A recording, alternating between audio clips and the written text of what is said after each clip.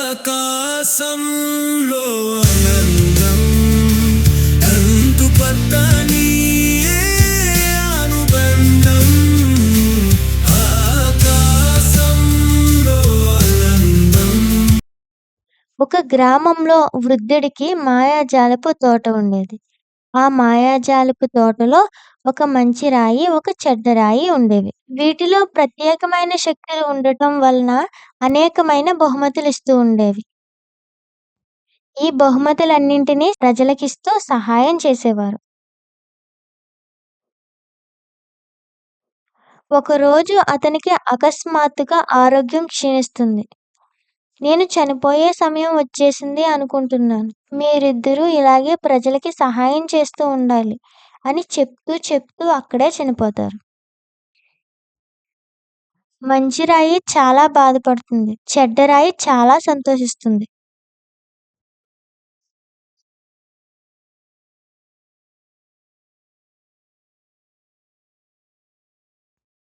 అక్కడికి ఇద్దరు మహిళలు వస్తారు. రాత్రివేళ వర్షం పడటం కారణంగా మా ఇల్లులన్నీ కూలిపోయాయి.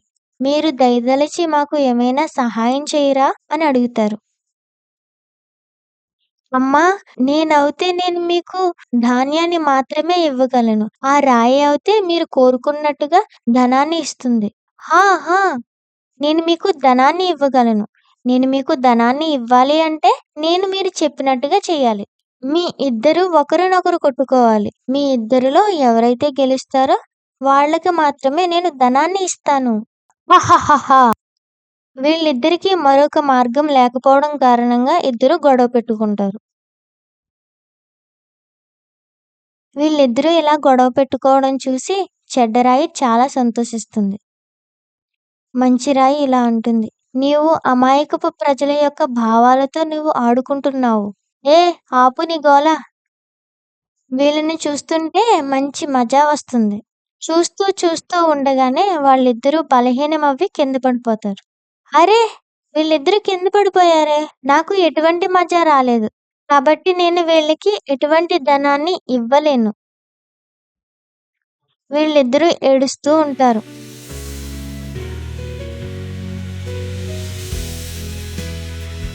మంచి రాయి వీళ్ళకి ధాన్యాన్నిస్తుంది. ఆ ధాన్యాన్ని తీసుకుని ధన్యవాదాలు చెప్పి వెళ్ళిపోతారు.